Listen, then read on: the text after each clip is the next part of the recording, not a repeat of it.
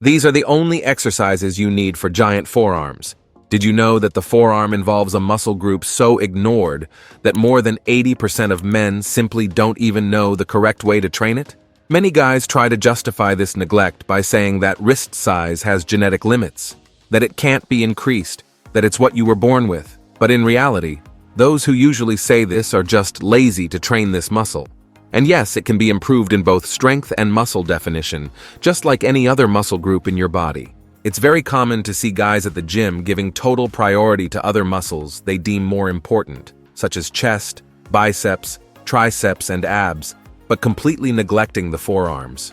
Those who do this are missing out on a series of benefits such as increased grip strength that improves your performance in practically all exercises that involve holding weight, prevention of wrist and elbow injuries, and the aesthetic balance of your arms as a whole.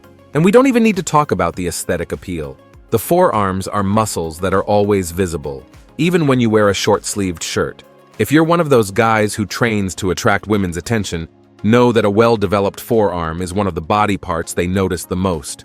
Therefore, in this video, you'll see the only exercises you really need to have giant forearms once and for all. Before we begin, please leave in the comments your name and the city from where you're watching our content. First, you need to understand a little about the anatomy of this muscle group. The forearm is formed by three main muscle groups. The wrist flexors, which are located on the inner part of the forearm and are responsible for bending the wrist toward the inner part of the arm. They give that thickness to the underside of the forearm. The wrist extensors, which are located on the outer part of the forearm and are responsible for extending the wrist, lifting the hand upward. They give that definition to the upper part of the forearm. And the brachioradialis, which is that muscle that forms a ball on the outer side of the forearm near the elbow. It is responsible for elbow flexion when the forearm is in a neutral position. Now that you better understand the forearm structure, let's move on to the exercises that will really make this region grow. Exercise 1, wrist extensions. Wrist extensions are fundamental for developing the back of the forearm, that region that gives that definition when you extend your arm. This exercise directly works the extensor muscles of the forearm, which are frequently neglected, but are essential for complete and balanced development. To execute correctly, you'll need a bench and a light dumbbell to start. Sit on the bench and rest your forearm on your thigh, leaving the wrist hanging off, with the palm facing down. The dumbbell should be secure in your hand. From this position, you'll make a well-controlled movement, lifting just the wrist as much as you can, keeping the forearm fixed on your leg. It's as if you were waving goodbye to someone, but using only the wrist movement. A common mistake many people make is using a very heavy weight right away. This causes you to compensate with other muscles and not properly work the extensors. Another mistake is doing the movement too quickly or using momentum. This drastically reduces the effectiveness of the exercise. Keep the movement slow and controlled, focusing on muscle contraction. For optimal results, I recommend doing 3 sets of 12 to 15 repetitions with a weight that allows you to complete all repetitions with good technique, but that becomes difficult in the last few reps. Rest 60 seconds between sets. Include this exercise in your routine twice a week, preferably on days when you train back or shoulders, since the extensors are already somewhat recruited in these workouts. As you get stronger, gradually increase the weight, but never sacrifice technique. If you feel discomfort in your wrist during the exercise, reduce the weight and focus even more on correct execution. Remember that this is a smaller muscle group, so load progression should be more conservative compared to other larger muscles. Before continuing to the second exercise, don't forget to subscribe to the channel. Having constant access to correct and science-based information is what will help you progress in the long term in the world of bodybuilding. Exercise 2, wrist curls.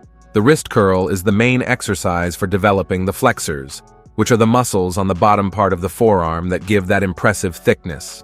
These muscles are fundamental not only for aesthetics, but also for improving your grip strength, which will reflect in all other exercises you do at the gym. To execute correctly, you'll basically do the opposite of wrist extensions. Sit on the bench and rest your forearm on your thigh, but this time with the palm facing up.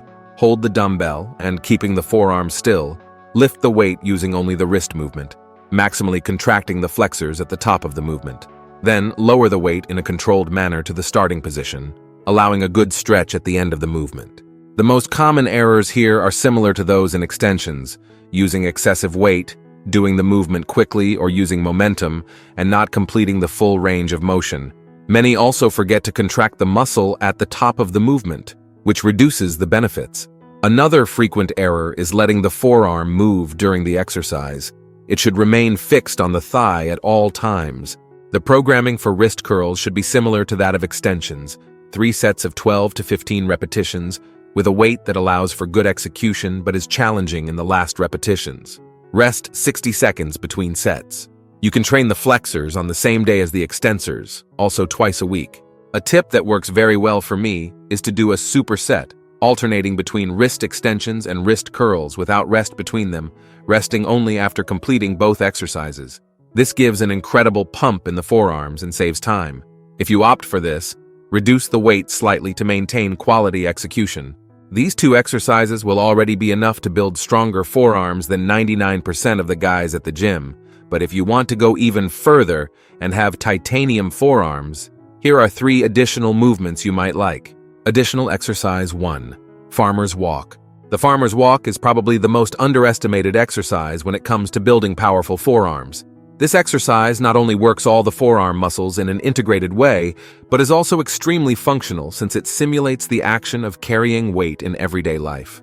What makes the farmer's walk so effective for forearms is the continuous isometric tension it provides. During the entire exercise, your forearm muscles are maximally contracted to maintain the grip on the weights, which creates an immense growth stimulus. To execute correctly, you'll need heavy dumbbells, kettlebells, or hex bars, depending on what your gym offers. Take a weight in each hand, keeping your arms extended at your sides, shoulders back, and posture erect. Then, walk for a determined distance, usually 65 to 100 feet, at a constant and controlled pace. A common mistake is choosing a weight that's too light. For the farmers, walk to be effective for forearms, you need to use a weight that really challenges your grip strength. Another mistake is hunching your shoulders forward or looking at the ground during the walk. This can cause injuries to the spine. Always maintain an erect posture, looking forward. Ideally, do 3 to 4 sets of farmer's walk, walking about 100 feet, or until you feel your grip is about to fail. The rest time between sets can be a bit longer, from 90 to 120 seconds, as it's an exercise that demands a lot, not only from the forearms, but from the entire body. Include the farmer's walk in your routine at least once a week, preferably at the end of your back or leg workout. As your grip strength improves, increase the weight you carry or the distance traveled. An interesting variation is to hold the weights with just your fingers, which increases the stimulus to the forearms even more. The farmer's walk will not only transform your forearms, but will also improve your posture, strengthen your core, and increase your overall muscular endurance. It's really an exercise that gives a lot of results with little time investment. Additional exercise 2, reverse curl. The reverse curl is an excellent exercise for working the forearm extensors and the brachioradialis, that muscle that gives volume to the lateral part of the forearm near the elbow. Unlike traditional curls that focus more on the biceps, the reverse curl puts emphasis on the forearm, especially when executed with the correct technique. The main difference in the reverse curl is the hand position. Instead of holding the bar or dumbbells with palms facing up, as in the direct curl, you'll hold them with palms facing down. This simple change in grip transfers much of the work from the biceps to the forearm muscles. To execute correctly, stand with an erect posture, holding the bar or dumbbells with pronated hands at shoulder width. Keep your elbows close to your body, and in a controlled manner, flex your elbows, bringing the weight toward your shoulders. Pause in the contracted position, and then slowly lower the weight back to the starting position, with arms almost completely extended. The most common errors in this exercise include using momentum by swinging the body to help lift the weight, moving the elbows away from the body during the movement, and not controlling the eccentric phase. Another frequent error is using a weight that's too heavy, which compromises technique and decreases recruitment of the forearm muscles, causing other muscle groups to compensate. Since this exercise works relatively small muscles, it's better to use a lighter weight and focus on perfect execution. I recommend 3 sets of 10 to 12 repetitions, using a weight that allows you to complete all repetitions with good form, but is challenging in the last 2 or 3 repetitions. Rest 60 to 90 seconds between sets. The reverse curl can be included in your routine 1 to 2 times a week, ideally on days when you train back or biceps. For greater effect on the forearms, Try doing this exercise after you've already worked the biceps, because when the biceps are already fatigued, the forearms need to work even harder, generating greater growth stimulus. Additional exercise. 3. Hammer curl. The hammer curl is one of the most effective exercises for developing the brachioradialis, which is that muscle that forms a ball on the lateral part of the forearm. Although many people think the hammer curl is primarily a biceps exercise, it actually puts quite a bit of emphasis on the forearm when executed correctly. The fundamental difference of the hammer curl is in the neutral position of the hands, where the palms face each other, as if you were holding hammers. This position puts more tension on the brachioradialis than traditional curls, which makes it an essential exercise for those who want thicker forearms. To execute correctly, stand with an erect posture, holding a dumbbell in each hand at your sides, with palms facing each other. Keep your elbows close to your body, and without using momentum, flex your elbows, bringing the dumbbells toward your shoulders, keeping your palms always facing each other throughout the movement. Take a short pause at the peak of the contraction and then lower the weights in a controlled manner back to the starting position. The most common errors include rotating the hands during the movement, which ends up transforming the exercise into a common curl, using body momentum to help lift the weight, and not keeping the elbows fixed close to the body. Many also make the mistake of not pausing at the point of maximum contraction, which significantly reduces the benefits. To maximize results, I recommend 3 to 4 sets of 8 to 12 repetitions, using a weight that allows you to maintain perfect technique but is challenging in the last repetitions. Rest 60 to 90 seconds between sets. If you prefer, you can alternate arms instead of lifting both dumbbells simultaneously, which allows you to use slightly heavier weights. An effective strategy is to do the hammer curl after more traditional biceps exercises, when your main muscles are already somewhat fatigued, forcing greater recruitment of the brachioradialis. It's worth remembering that, although the hammer curl is an excellent exercise for the forearms, it alone is not enough for complete development of this region. As I mentioned at the beginning, it should be part of a routine that also includes the other exercises we've covered here. Other secrets to maximize results. Number 1. Increase training volume. It's not enough to do a few sets and expect magical results. For your muscles to grow, it's essential to progressively overload them. This means you should challenge your forearms with more weight or more repetitions over time. Number 2. Consistency. Consistency is queen here. If you don't maintain a regular routine, you won't see the changes you want. Number 3. Balanced training. Each of these muscles should be trained in a balanced way to avoid imbalances. If you focus on just one of them, your overall strength and development will likely be limited.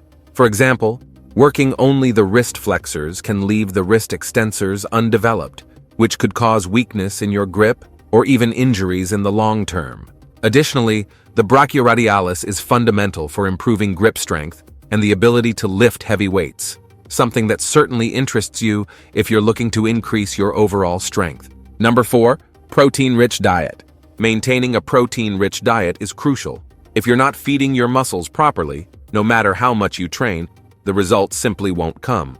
Make sure to include sufficient sources of quality protein, such as lean meats, eggs, or protein supplements if necessary. Protein is the foundation for muscle repair and growth. This is one of the most common mistakes made by the majority of people who train. And if beyond this one, you want to know 10 other mistakes that end up throwing all your training and effort in the trash, we've left a video appearing right now on the screen showing each one of them. Thank you for watching this far, and may God bless you, my friend.